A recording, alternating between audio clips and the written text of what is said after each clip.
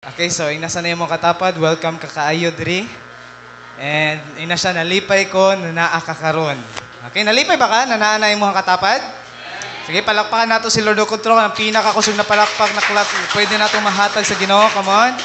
Amen. Just to give you idea, every time we worship God, why we are raising our hands, nakapangutan na ba mo na? Ganun, mutaas man sa kamot. Ano, pwede man lang mo kanta na lang. Kaya gaya gikanta na to, itataas ang aking mga kamay. Pero minsan ginakanta lang na to, pero atong kamot, naradiri, itataas, di ba? Minsan, nakasabot ta ni Ana because sometimes we are parang mauwaw ta na mutaas sa kamot, diri sa simbahan. And then, for some of us, we don't know. Tama? Why we are raising our hands? Ganong mutaas man ta sa kamot, ganong musayaw man ta, ganong mukanta man ta. Minsan, makasayaw na lang ta kay ato ang katapad, grabe yung sayaw. Murag may kog dito sayaw na punta. No, so usahay ato ang pagsimba sa Ginoo, sundog-sundog na lang. Diba? So pero ato atagan ta mo kuan before ta mo adto sa tong topic. Nganong mo kanta man ta, nganong mo sayaw man ta, and then nganong mo taas man ta sa tong kamot. Because that's an act of our worship and faith in God. We sing to God, we dance for God, because sa atong kalipay nga sa iyang gihimo sa atong kinabuhi. That's the reason why, and that's part of worshiping. Pastor, it's not biblical. You know what? Si David, pag nagsimba siya sa Ginoo, grabe siya sayaw. And you know what? Tungod sa iyang gihimo, katong pagsimba niya sa Ginoo, na nagsayaw siya, giingnan siya sa nakakita sa iya ha, buang-buang man siya. Kaysa sa iyo, nakabati na mo niya na, kay tungod sa simbahan, gasayaw ka, naingnan na mo, muro na sila mga buangon. Sayang, simbahan man tanay na. Yung ingana man ng, yan, napay, patas-tas, pas kamot. Di ba dapat kay sa simbahan, dapat hilom lang? Pero kay naanat man ta na, sa, ato ang naagihan ba na, dapat pag nakas sa simbahan, hilom gid. No, bawal mo nga langas. Kay, pag maglangas ka, di ka balaan. No? Usahay nga na ato ang panglantaw, pero, kay babata na naay, sa tawag na, naay kalangas nga para pagdayig sa Ginoo. Naay kalangas na para sa Ginoo. Ug mao na itong gihimo. Ang mga tao, minsan, usahay, langasan sa itong ginahimo. Ngano man, kaya wa sila kasabot, nganong gihimo ni nato. Kaya nganong langas man na kayo sila mag-worship, napay drums, napay gitara, napay mukanta, napay microphone. No, nganong langas man kaayo. Nga maingnan ta usahay na muro na sila mga buang-buang kay sayaw man. Pero kana atong ginahimo, minsan di ta masabtan sa mga tao, pero at least ikaw kasabot ka nganong ginahimo na nimo, nganong gakanta ka, nganong gasayaw ka, kay tungod nalipay ka diha sa Ginoo. Tungod na sa gihimo sa Ginoo sa imo ug atong mahimo maura gid ni magpasalamat sa Dios. Kay babata na atong pagari sa simbahan, pasalamat ra ni nato sa Dios. Wala tay mabayad sa Ginoo sa tanan kanang gininahawa nimo karon. Ang uban na malit og oxygen. Pero ikaw, freely, imong pagginhawa. Ug kana, angay na pasalamatan nato sa Ginoo. Ug mo ni atong pagngari nganong gasayo ta, pasalamat din sa Ginoo. Amen? So at least karon kay bawo na ka, nganong mutaas man ko. That's an act. Ug na kay problema, surrender mo sa Ginoo. Raising our hands it's a picture of surrendering.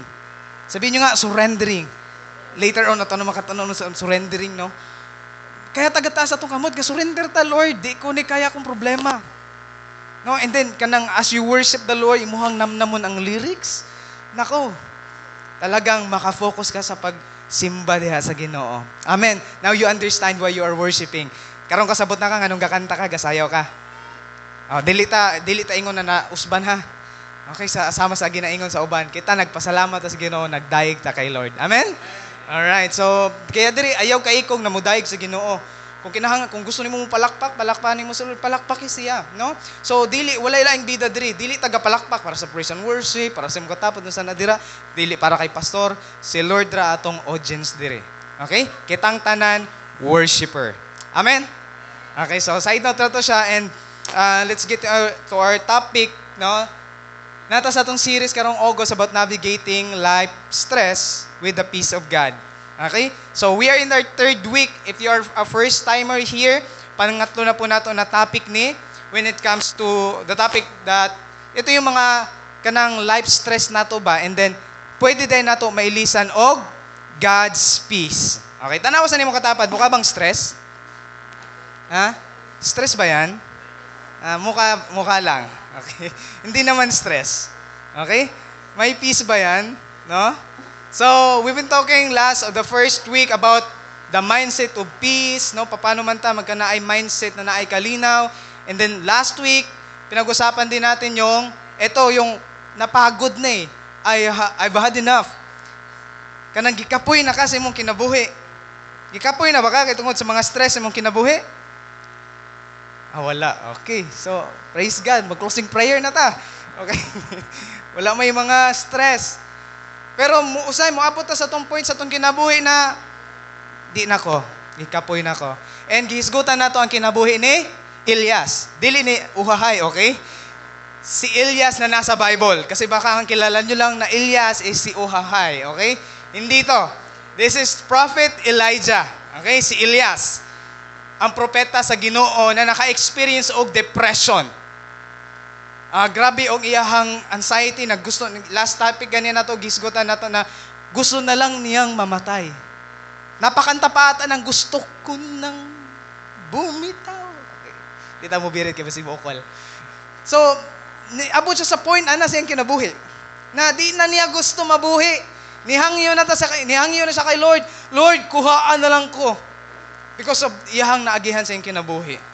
And today, siya gyapon na tong topic. Grabe no?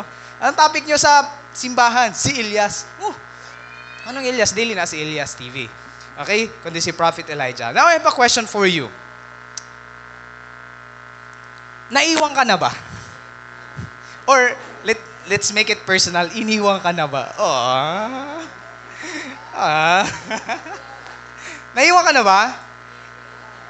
Amen. No? And, you feel like ikaw na lang mag-isa. Have you ever experienced this na feeling mo ikaw na lang usa? Yung parang tinalikuran ka na ng lahat. Parang ikaw na lang ang naiwan.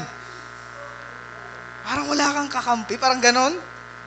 Have you ever experienced that? I hope makarelate ka ron kasi si Elias gihapon atong topic. So, wala lang siya niingon na kanang diin ako, gikapoy na ko. Niingon pagid siya, I'm feeling alone. So that's our topic. If you feel you are alone, I hope God will minister to you right now. Na masabtan nimo unsa may buhaton if you feel like ikaw na lang mag-isa. You feel like I'm alone. Sinabi mo na ba to nung uso pa to? Forever alone. Diba? Uso yan, di ba? Yung lahat may ka-holding hands na, ikaw wala. Tapos sinabi mo, forever alone. Lahat may jowa na, ikaw wala. Lahat may pera na, ikaw wala. Now, so, I hope God will minister to us right now. So, in 1 Kings chapter 19, verses 9 to 18, continuation to sa last topic na to, last Sunday. Okay, so, ato anang tanawon, if you have your Bible with you, open it. Ato anang sabayan ka. So, mag-pray ta, pasalamat ta sa Ginoo. Lord, we come to you, Panginoon, this morning. We humble down ourselves before you. And, Lord, I pray that you will minister to us. We lift up to you this topic, Lord, that usahay, Panginoon, makafeel me like we're alone. God, help us, Lord, to be reminded, Panginoon, na naa ka. Na dili minimo pasagdan, ni dili minimo biyaan, Panginoon. Ug tabangin mi unsay buhaton namo, Lord, sa panahon na maka-experience mi nani. In Jesus' name. Amen. Okay. So, how to overcome the feeling alone? Kasi feeling di ba? You feel like you're alone. So, tulo lang kabutang atong sigutan how to overcome the feeling alone. SSS. May acronym. Last time, 3 R's. Tapos karon SSS. Kisa sa inyo may SSS na. Okay, so, tatlong bagay pag-uusapan natin. Stop. May sumpay man na later. Stop, then sensitivity, and surrender. Okay? So, yan yung tatlong bagay na pag-uusapan natin. How to overcome the feeling alone. Okay, tanaway mo katapad. Yan siya, ready na ba ka? Kung feeling ni mo alone ka, I hope na ma-encounter ni mo si Lord karon. Okay. Sa verse 9, ingon dira, asa gikan si Elijah ni kagiw siya, di ba? Nilakaw siya layo kaayo na lugar. Pila siya kaadlaw naglakaw? 40 days and 40 nights. Niadto siya sa buntod sa Dios. So karon, ingon diri sa verse 9, miabot siya sa usa ka langob. Langob. Og mipuyo siya didto. Kisa sa iyo, naka-experience na ipuyo og langob. O libo na lang. Kaya tungo, naglayas-layas ka. Kunuhay. Kanang naglakaw-lakaw ko ba? Naghulat raday ka na, pangitaon pod. Hantod sa gilamok, then uli na lang pod. So si Elias, nipuyo siya og langob. Unya sa iyang pagpuyo dito, ingon dira, giingnan siya sa Ginoo. Naipangutana ang Ginoo sa iya ha. Unsay imong gibuhat dinhi, Elias? O pwede po nang ipangutana sa ato Nag-unsa man ka dinhi? Day, dong. Gipangutana siya ni Lord. Pero, wa ba kaybaw si Lord kung nag-unsag dyan siya dira? Di ba all-knowing man si Lord? Kaybaw siya. Pero na siya'y rason nga nung gipangutanan si Elias. Dili para makahibaw si Lord kung nag-unsa si Elias dito, kasi kaybaw naman daan si Lord. But for Elias, para masugid niya kung unsa iyang kabugaton. Yan ang kagandahan kay Lord Pwede ka na mag-share sa imong kabugaton sa yaha. Tanawa unsay tubag ni Elias. Siya miingon, O Ginoo, Diyos nga labing gamahanan. Iyang gi-acknowledge that God is powerful. I don't know kung ikaw, gina-acknowledge nimo si Lord that He is the powerful God. And then ingon pa siya, ikaw ra gayud ang akong gialagaran. Si Propeta Elias, wa sa ilaing gialagaran kundi ang Diyos lang. Iyang giingon dira. And then, ang katawhan sa Israel, apan ang katawhan sa Israel, mibiya kanimo. Bagabat faithful si Elias sa pag-serve sa kay Lord, but the people of Israel, the people of God, mibiya sa iyaha. And this is the frustration of Elias. The minister of God, si Propeta Elias, nganong grabe siya depression, nganong grabe siya naagihan siya yung kinabuhi is because ang mga tao wala na nangalagad sa Ginoo. And then ingon pa dira, gigunob nila ang imong mga halaran o gipamatay ang imong mga propeta o eto na. Ito yung sinabi niya, ako na lamang gayud ang nabilin. Na-experience na nimo kanang ikaw na lang nabilin? Group activity man tani, pero ikaw ra isa nagtrabaho? Mga estudyante? Leader Magsalig sa leader, di ba? And then, pag imuhan pa ko doon, hay naman mo, nga, wala. Walay support. So si Elias, sa experience niya, ako na lamang gayud ang nabilin. Og, eto pa, og ipangitaan nila ako aron patyon. But the truth is, hindi naman talaga totoo na siya na lang nag-iisa. Yun yung feeling niya, na siya na lang mag-isa. And sometimes, we are like that. We feel like tayo na lang ang natira, pero feeling lang pala natin. Hindi natin nakikita that, may mga tao pa pala na nandyan. So, and then, gipangita nila ako aron patyon. Tungod sa discouragement ni Elias, moto niyang nahunahunaan. Na feeling niya, siya na lang usa, wala na siya maasahan. Sometimes, the mga minister of God, maka-experience ni Annie because of kanang discouragement, kanang feeling na, minsan because of fear, tungod sa kahadlok, minsan makahuna-huna na lang na, maginusara na lang. So, na-experience na niya. Yung discouraging times makes God's servants feel more isolated and alone than they are. Di ba na-experience nato na ma-discourage ta and then tungkol sa discouragement, di nata ganahan makipagkuyog or ganahan na lang ta na kita na lang usa. O niya, usay maglibog ka, no? Usay maglibog ta kung kita na lang bagyod usa o gipili nato na kita na lang gyud maginusara. No? Kaya usahay, nay mo dool sa tua. Nay mutabang tani. Pero usay kita man ang di tapatabang. Unya mo ingon ta, ako na lang gid taon usa. Pero wata kita, naday gusto mo tabang. So sa Elias, man yung na-feel. O kitang tanan, may usay maka-experience na ng discouraging times. Na minsan, ma-feel na to na isolated and alone than they are. And then verse 11, ang Ginoo miingon, lakaw og tindog sa tumoy sa bukid at tubangan kanako.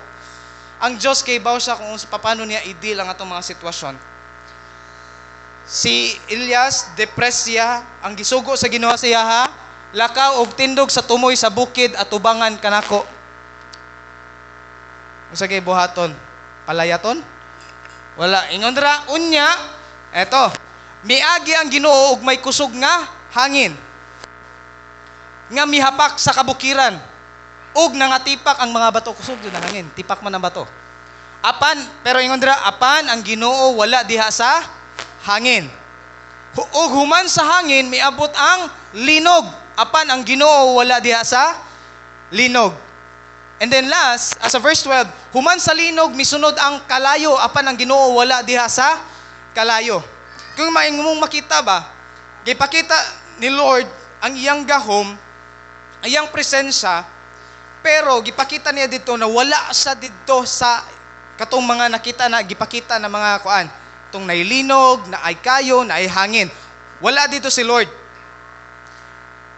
Minsan gusto natong ma-encounter sa Lord sa mga butang na kanang mga major event or kanang mga dagko ba na mga butang ba na mga milagro.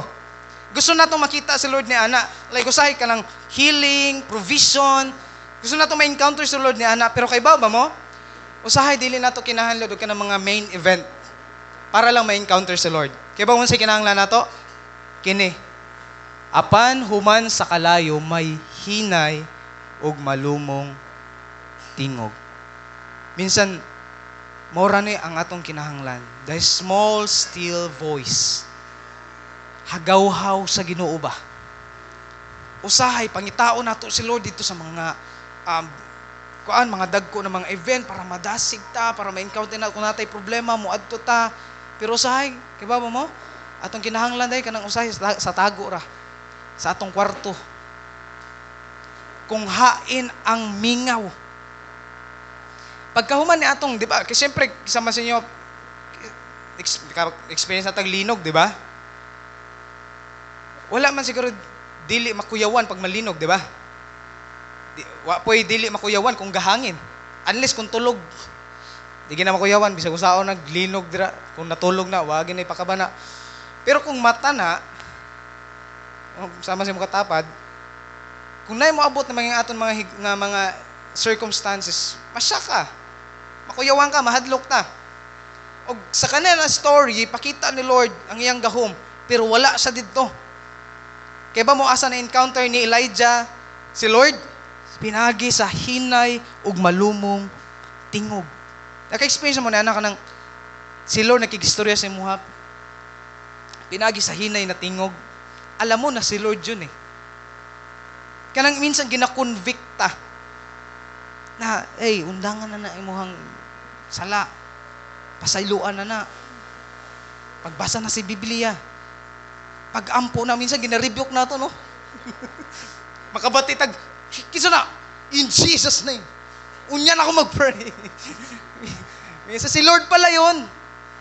Tapos minsan di lang nato mahibawaan kay distract man ta. Sa verse 13, sa pagkabati ni Elias niini, gitabunan niya ang iyang nawong sa iyang biste. Ano man? Og nigawas siya og mibarog sa agihanan sa langob. Nganong gibuhat na ni Elias na gitabunan niya iyang nawong? That's a picture of kanang grabe og honor and respect sa Dios. Kanang bitong reverence. Grabe siya pagpaubos sa Ginoo. Kay kaniadto dili pwede na makita nila ang nawong sa Dios. Kasi patay sila pag nakita nila. Kaya iyang gitabunan niyang nawong. Ug may tingog nga miingon kaniya. Gibalik na sad ang pangutana. Unsay gibuhat mo dinhi Elias? Ingon si Elias, balik-balik Lord. Hindi, wala siya niingon. Balik mo yung tubag. Kung unsay pangutana sa Ginoo, ayan tubag, mausad. Siya miingon, o Ginoo, Dios nga labing gamhanan, ikaw ra gayod ang akong gialagaran, di ba? Giingon na niya gayna. Ang katawan sa Israel mibiya kanimo o gigunob ang imong mga halaran. consistent iyang tubag. Mamampoy pangutana ni Lord. Ka-experience mo na yan, kung sa'y pangutana, mapoy man tubag. Wagi laing tubag. Asa kagikan? Didto. Asa kagikan? Didto lagi. Yan na. Isa pilosofo ta, no? Isang tanong, isang sagot. And then verse 15, og ang Ginoo miingon kaniya, lakaw. Di ba, last time, ang iyang gihimo, kaon tog naman to? Di ba? Kaon ni, pag amaniyag kaon, tog na balik. Karon, palakko na siya sa Ginoo, lakaw, pauli dito sa kamingawan. Ibig sabihin, na-command si Lord siya, ha? Na-mission, sa Damasco, og sa imong pag-abot, dihugi si Hazael. I-anoint siya sa Hazael, aron mahimong hari sa Syria. Okay? So na-command si Lord, naisugo siya na mission. In verse 16, dihugi usab si Jeho, dili na yung kauban ni Junpyo. Okay, si Jeho na sa Bible. Nga anak ni Namsi. Parang ang tanda na natin, no? Voice over flowers pa rin. Okay? Nahimong hari sa Israel, ug dihugi si, kadamo po mga tawa ni, damo ay dihugan na, no? Kaya kaniadto, before ka maging king, butangag lana, anoint man na mo na itawag, i-anoint. Okay? Dihugan og lana. So, tulo ka buok kayang dihuganan. So, iyahang dihuganan na taga Syria, naapoy taga Israel, si Jeho, para mailisan to ang katong ang hari na dautan. And then, og si Eliseo, nga anak ni Safat. Safat. Nga taga Abil-Mihula. Grabe ng mga lugar. Nga to ta. Aron mahimong propeta ilis kanimo. Tanawa unsay gihimo ni Lord sa kay Elias, gitagaan sag mission, and then gitagaan po siya og successor. Naa siya'y tagasunod. Kinsa man ni si Eliseo. Sa English si Elisha. Muna iyang successor, muna musunod siya. Maunay mo padayon sa iyang trabaho. So parang naay assurance siya na bisag mawa siya, naamay mo puli siya na magpadayon sa trabaho. Or, let's say, gipadalaan po siya og friend ni Lord. And then verse 17, ang makaikya sa espada ni Hazael, tanawa, patyo ni Jeho, og ang makaikya sa espada ni Jeho, patyo ni Eliseo. Tanawa na, why makalusot? Tanawa, ang justice ni Lord. Kung ang mga propeta gipang patay tungod sa katong hari, tanawa ang justice ni Lord. Kaya gani, if naay nahitabo sa imong kinabuhi karon na you feel like injustice, huwata si Lord na mo'y mo trabaho ni ana. Ayaw una-una. Make room for His wrath. Hayaan mo na si Lord mo'y mubaws nimo. Kay pag mubaws ka, ikaw ang mubaws, saan pa magpagbawas sa Ginoo? Bahala ka na kung ikaw mubaws una. Pero hayaan mo na si Lord na mubaws kasi He is a God of justice. Kaya kung naay magkanang tamay-tamay sa mo or magbuhat og istorya pasagday, ayaw baws. Hayaan mo si Lord na mubaws. Pero ayaw lang po giampo na mamatay natin, igan tani kag kilat. Kalibang tani kag usa nang isda, nauna ang sungo. Kana mangyanan, ayaw lang pod. Ipagpray nimo na i-bless ni Lord. Okay? And then hayaan mo na si Lord ang mubaws. And then verse 18, apan magpabilin ako si Timil diha sa Israel nga wala magsimba kang Baal o wala mo halok sa iyang larawan. So how to overcome the feeling alone? Okay, excuse me. Number 1, stop and reflect. Diba last time run?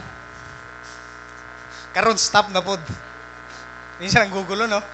Run, tapos ngayon, stop. Bakit stop and reflect? Tanawa, gipangutan na siya ni Lord, unsay imong gibuhat din Elias.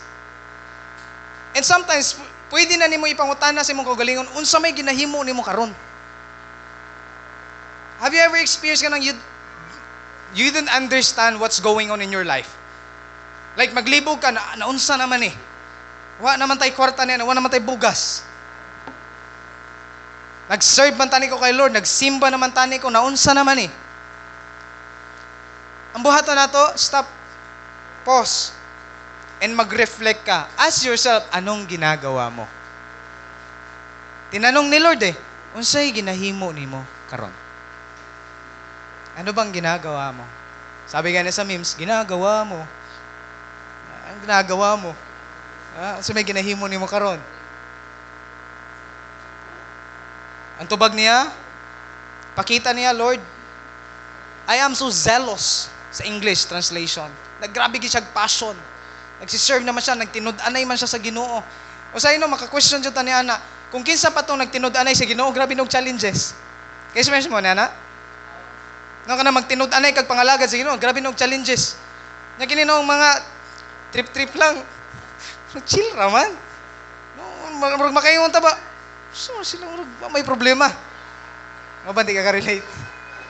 Mabandi ko na experience na problema. Kung kailan naman naging totoo ka, naging tapat ka kay Lord, nagsiserve ka na, grabe na nung challenges. And sometimes, question ta, why? Pero you know what? You just need to stop and reflect. Ask the Lord, God, ano bang gusto mong gawin? Lord, what is your plan with me? Minsan, ang ato dayong kanang atong reaction or atong response when the situation is kanang di na to masabtan, dali rata mo reklamo. Tama? Sino sa inyo nagreklamo na minsan? Hindi lang minsan, pastor, lagi ako nagrereklamo. Pirmi, di ba? O say, makalimot ta na maging mapasalamaton, puro na lang ta reklamo. Like, Lord, noon sa naman ingani, ana. Kadamo naman ang problema ni Lord. Puro ta reklamo, di ba? And we forget that naman di plano si Lord. Minsan, kulang rata sa reflection. O gusahay, eto. Minsan, ginabasol nato si Lord sa mga nanghitabo sa atong kinabuhi, but ang totoo niyan, consequence yun dahil sa ating mga mali nga desisyon. Minsan, tayo lang naman ang may problema. At minsan, sinisisi natin si Lord, Lord, bakit ganito? Sinabon ko naman. Ayaw kuminis. Tinuod na biyan na natingog na ko. Naubos akong tingog. Minsan makapangutan na ka, bakit yung mga bagay-bagay parang ang gulo. Pero minsan nakalimutan, consequence lang pala yun sa ating mga wrong decision. Sa pagkabati ni Elias niini, gitabunan niya ang iyang nawong o iyang biste ug migawa siya. He humbled himself. Mibarog sa agihanan sa langob ug may tingog nga miingon, unsay gibuhat mo dinhi? The second time, he questioned. So, same is true sa ato we need to reflect. Poso sa, ayaw pagdali. Minsan, di ba, balik-balik na lang atong ginahimo and we forgot like, ginawa ko na to dati parang same cycle, and then we ask the same question, bakit nangyayari ito? Tama? And we blame others. Sometimes di lang si Lord ang biniblame natin. We blame the other people. Our circumstances. Pobre man gud mi. Ing-ani man gud mi. Sitwasyon, si mama, si papa, si lolo, si lula, tanan. Pero minsan, nasa ato rapod ang problema. And kita rapod may makasolusyon na sa tabang sa Ginoo. So stop and reflect. Inay mo katapad, stop pod. Okay? Huwag puro run. And then mag-reflect ka. Okay? Pangalawa, gusto na tayo matatapos ngayon, sensitivity. Ano yung ibig sabihin ng sensitivity? We need to have spiritual sensitivity. Tanaw sa mga katapad, sensitive ba yan? Kanang gamay lang na istorya ba, makabati? Parang, mupuwa dayon ang dunggan. Hanap agad ng away. Sensitive minsan, di ba? Nalakay na sulti na gamay. Pero unsa may spiritual sensitivity. Minsan ganito. Minsan dili ta sensitive sa voice ni Lord. Because we are so distracted sa mga voice sa halibutan. Kaya minsan hindi natin naririnig si Lord, hindi tayo naging sensitive sa unsay ginapahimo sa Ginoo sa tuwa is because we are not listening. We are not sensitive enough to listen sa kay Lord. Alam niyo ba na minsan di man kinahanglan nato na singkahan ta para makadungog o makasabot. Tama? Istorya lang na hinay-hinay. Tama? Kasi siya na-experience na. Ginahinay kag sulti. Dong, nak, ing ani ha. Tapos yung response, ha? Ayun, nakakagalit talaga yon. Nakakainis talaga yung ganon. Gihinay na ganin mo. Pero you know what? Remember yung dull of hearing? Hindi naman dahil sa hindi mo narinig eh.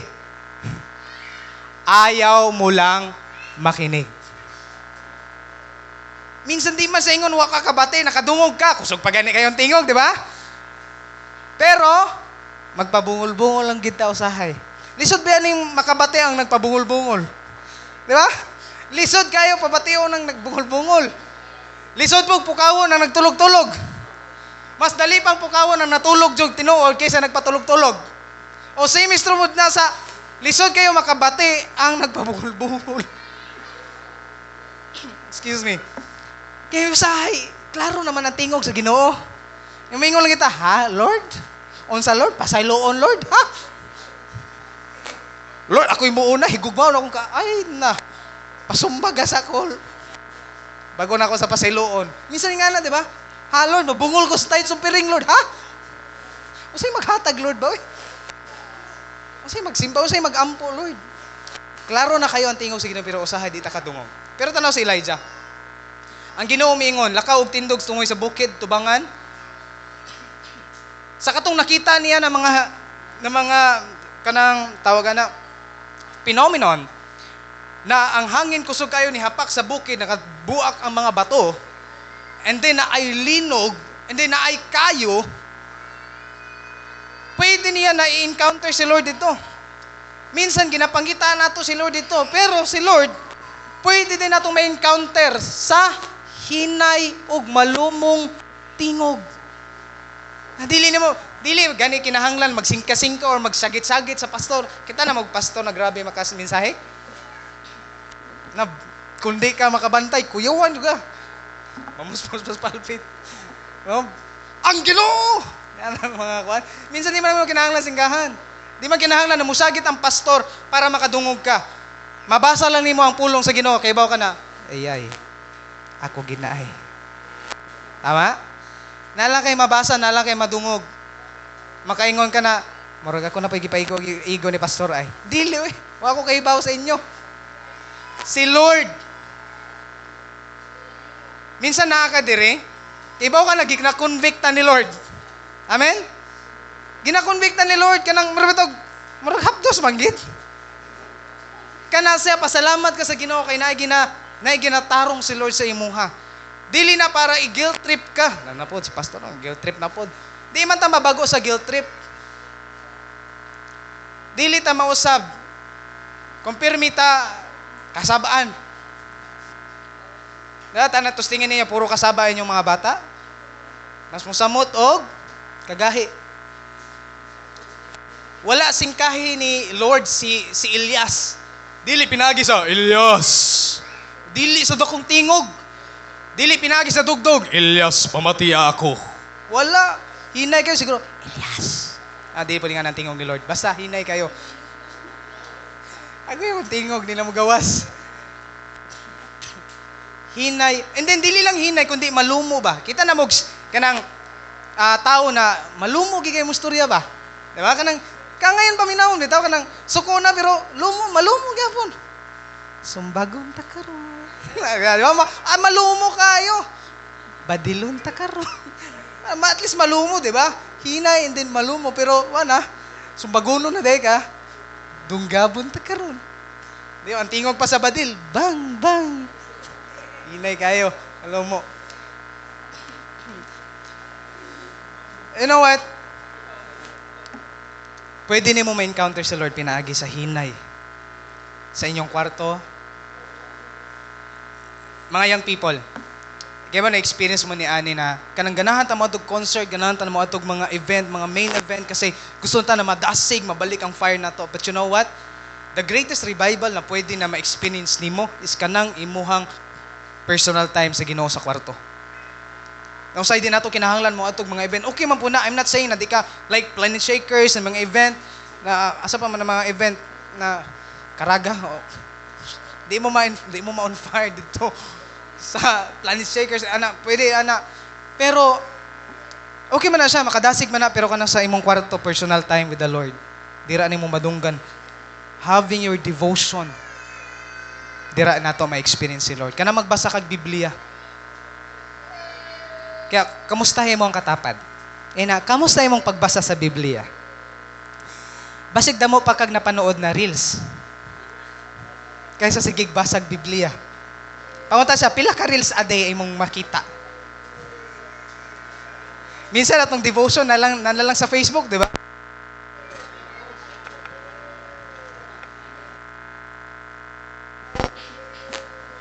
Check. And after the earthquake and fire, but the Lord was not in the fire, and after the fire, the still small voice, hinay na tingog. Kanang tingog ba na from within? Kanang kinasing-kasing ba? Nakaibaw ka na si Lord yun na nag-story sa iyong muha. That's the still small voice. At yan yung, dira mo istorya ang Ginoo. Dili sa pinagi sa kusog. Kahit sa hinay lang. Yung ganito ni Henry G.M. Nouwen, a spiritual life without discipline is impossible. Discipline is the other side of discipleship. Now, ganahan ka na mugura imong spiritual life, discipline is the other side of discipleship. The practice of spiritual discipline makes us more sensitive to the small, gentle voice of God. Yun nga Pastor, hindi ko na naririnig si Lord. Anong ginagawa mo? Balik tayo sa question doon. Anong ginagawa mo? Nagpe-pray ka pa ba? Nagbabasa ka ba ng Biblia? Or mas babad ka sa social media? Kaya hindi natin naririnig si Lord. Kasi iba yung atong ginababaran. Nagbababad tayo sa cellphone, 3 hours sa Facebook, 2 minutes sa Biblia. Hello, do the math. Mugro ba ta ni anang 2 minutes? At least, Pastor, nagbasa, di ba? Ana pa atong mga tuwiran, di ba? Di ba, Pastor, sabi naman, magbasa ng Biblia. O at least, nagbasa.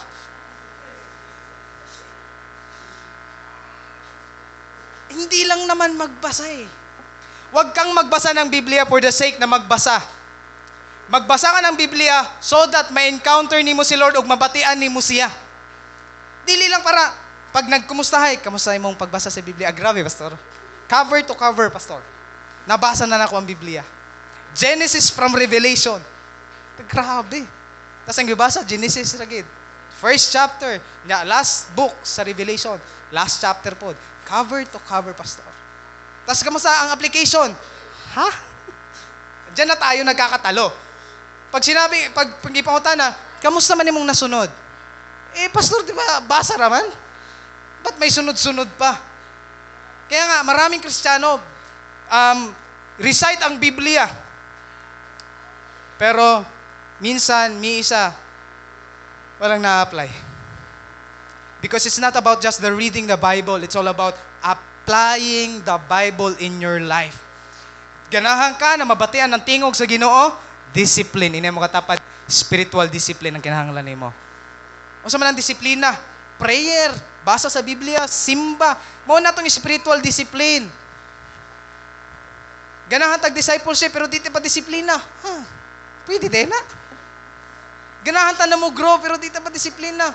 Dito ganahan sa discipline kay sakit. Damog rebuke, damog correction. Pero mo na ipagi sa Ginoo para kita mabag-o, para maging sensitive ta dira. Kabantay ka pag puno ka, pag sigag basa sa Biblia, dali ra nimo ma-discern ang mali ug tama. Right? Ka-experience ka ni ana? Tungod kay puno ka sa balaang espiritu, kay baw ka na ma-discern, oy, mali niya akong napanood. Hawa dayon ka. Labay dayon imong cellphone. Kung mao na kinahanglan. No?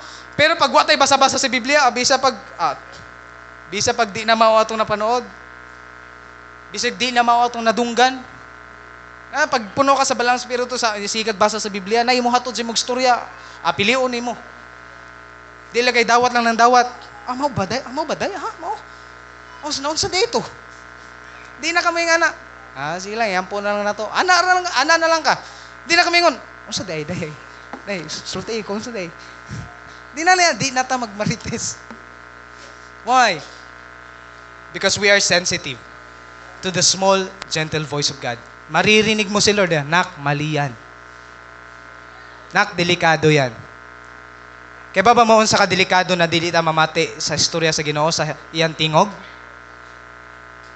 Disgrasya kita. Pag dili ta mamati sa istorya sa Ginoo sa iyang tingog, may kalalagyan talaga tayo. Pero ipamati ta, for our protection. Okay? So sensitivity, spiritual sensitivity. Kaya nga minsan we feel like we are alone. Ang totoo, hindi ka naman alone eh. Feeling lang natin. May mga tapat, feeling mo lang yon. Feeling on. Last, surrender. Last na. Surrender your will to God. Stop and reflect. Spiritual sensitivity and surrender your will to God. Tanawa. Og ang Ginoo miingon kaniya, lakaw. Unsay will ni kanang kuan? Will ni Elias. Magpabili lang dito. Tago-tago lang, di ba? Kasi hadlok man siya patyon. So ang iya dito lang siya magpabilin sa iyang fear, pero tanawa na mission ang Lord sa iya Lakaw, pauli dito. Sa kamingawan. Sa Damasco og sa imong pagabot dihugi na kay i-anoint because mao na imong trabaho. As a prophet, ang trabaho nila is mag-anoint. Like Prophet Samuel, gi-anoint niya si King David para maging hari. So God commanded him na ngadto, lakaw. How many times gitsugo ta sa Ginoo pero usahay di kita mo lakaw. Sabi ng Lord, go and make disciples. Diri lang ko, Lord. Diri lang ko, Lord, sa simbahan, Lord. Di lang ko mag-disciples, Lord. Kapoy manggod, Lord. Di lang ko, ana. Sabi ng Lord, go. Lakaw. Isangyaw ang maing balita. Mag-disciple. Pero sahi, ganahan rin ta mag-stay. To surrender our will to God, it means, dili ang imuhang gusto mo imong tumanon.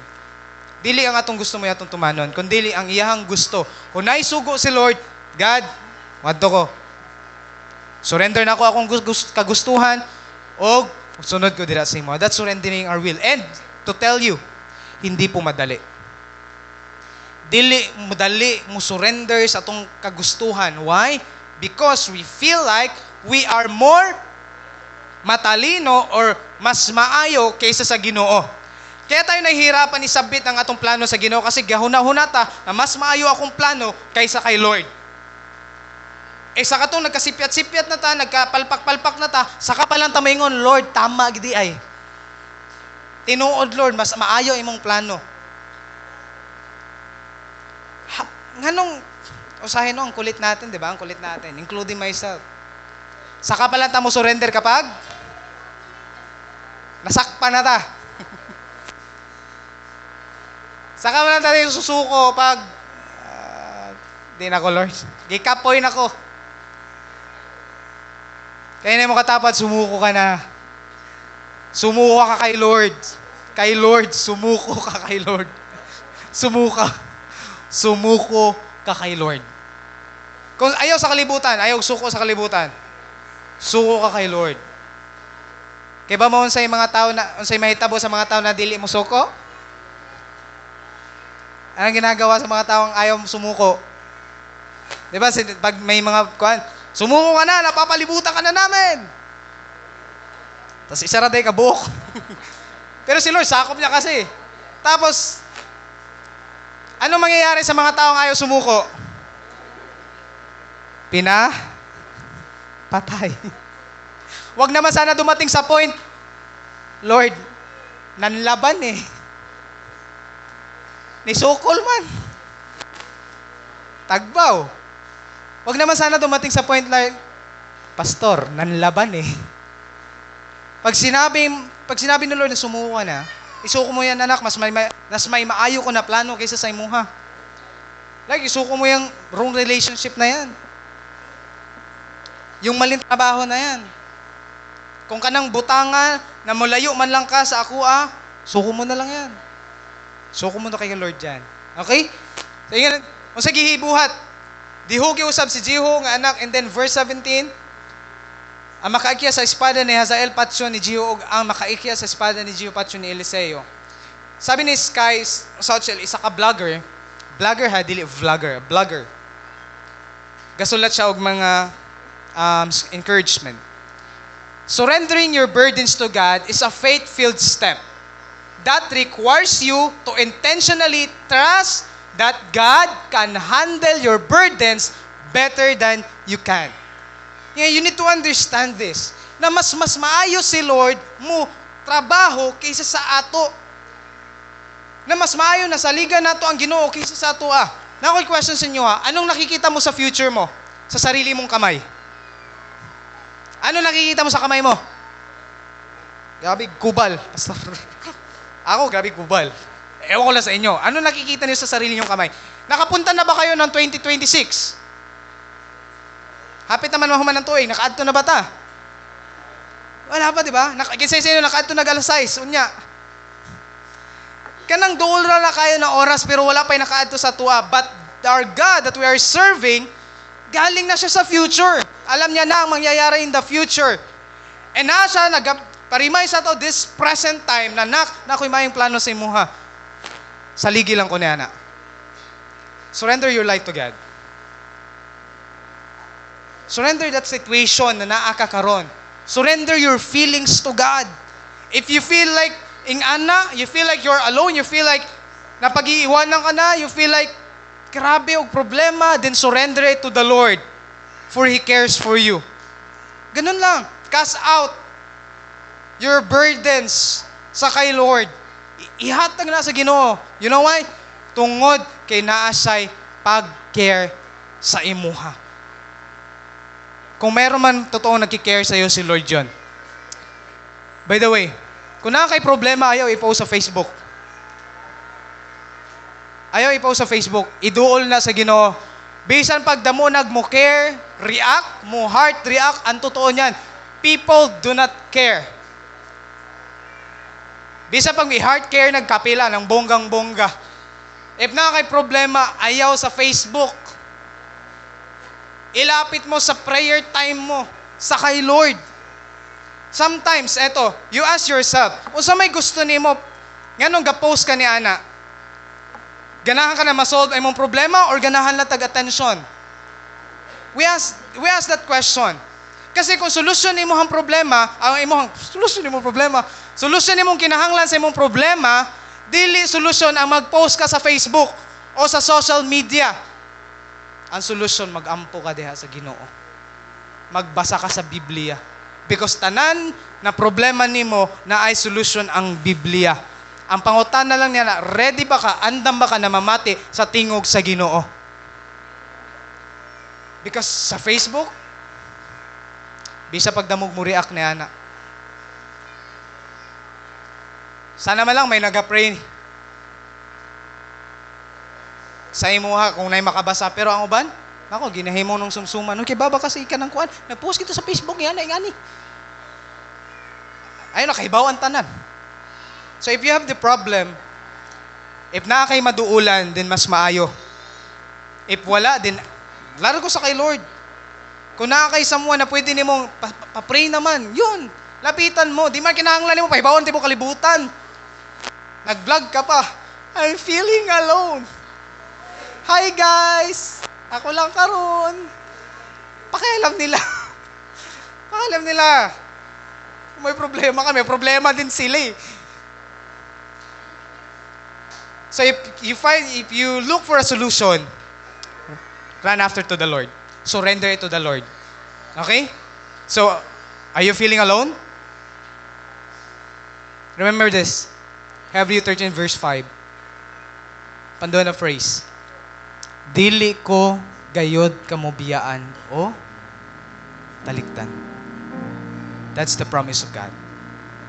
If you feel like you're alone, you are not alone. Feeling lang talaga natin. Kaya nabi na yung makatapat, ingnonin mo siya, ayaw pag finiling. Sabi-sabihan siya, with love. Ayaw pag finiling. Kasi, yung feeling alone na minsan nafe-feel natin, feeling lang dyan na to. We feel like we're alone. Remember that God is with us. Naa si Lord. Talikdan makastanang tao ang Dios dili mo talikod nimo. That is promise. Ayaw higumaan sa lapi kinahanglan makontento kamo ug unsay naa kaninyo. Kaya nag-ingon ang Dios, dili ko gayod kamo biyaan o talikdan. Kung naamay niingon ni ana sa imuha and then wala natuman, well, pag si Lord mo ingon na dili kaniya biyaan, di kaniya pasagdan, tinuod na siya. Maybe na-fail ang mga tao ni ingon na ana nimo na dili ka biyaan, di ka pasagdan. Hain naman karon. But si God, dili ko gayod ka mo biyaan o talikdan. That is promise. Magkinaunsa man ang kinabuhi, makasigurado ka na naa ang Diyos sa imo. Na ang Diyos na mukuyog nimo sa panahon na naglisod ka, sa panahon na down ka.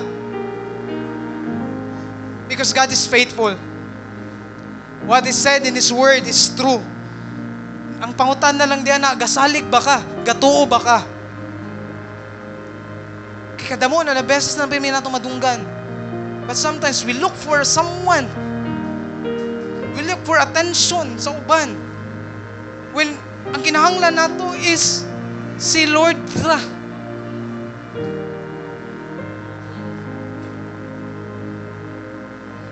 If you feel alone, if nakakaroon dire that you feel alone, if you na-experience nimo that you feel you are alone, I'm telling you this, you are not alone. Na si Lord, and there are people around you. Minsan, hindi mo lang na-appreciate yung mga taong nandyan sa'yo. Kasi hinahanap natin yung mga wala. Hinahanap natin yung mga taong akala natin concerned. But look around, may mga taong na concerned sa'yo. Totoong nagko-concern sa'yo. And number one ni Ana, si Lord. More than sa concern sa uban, more than sa attention na mahatag sa uban sa imo, si God, muhatag sa imo katagbawan. Si God, muhatag sa imo kahupayan, sa imo kasing-kasing, muhatag sa imo kalinaw. Kay mo ang Diyos na itong ialagaran. Dili ko gayod ka mo, biyaan o talikdan. Pwede ba manindog tayo? Let's all stand.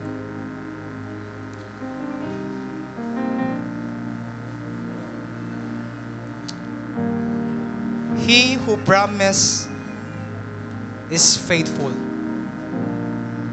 Makasaligan si Lord. If nakakaroon diri and you feel like, I don't know, kung sa imong situation, I encourage you to come to the Lord. Duol sa Ginoo, salig sa Ginoo. Istoryahan siya. Pag tinod-anay si Elias, nagtinod-anay rin siya sa Ginoo. Kung sa'y nasa yung kasing-kasing, iyang gigawas. Dili nimo kinahanglan na magpa-as if kay Lord kasi He knows everything. Kibaw na siya daan sa imong sitwasyon pero gusto lang niya na mahupay ka kaya isugid na siya ha. Just speak to the Lord. If ikaw na walay problema, walay struggles, walay challenges, pasalamati si Lord niya na gihapon. Pasalamati si Lord sa strength and favor.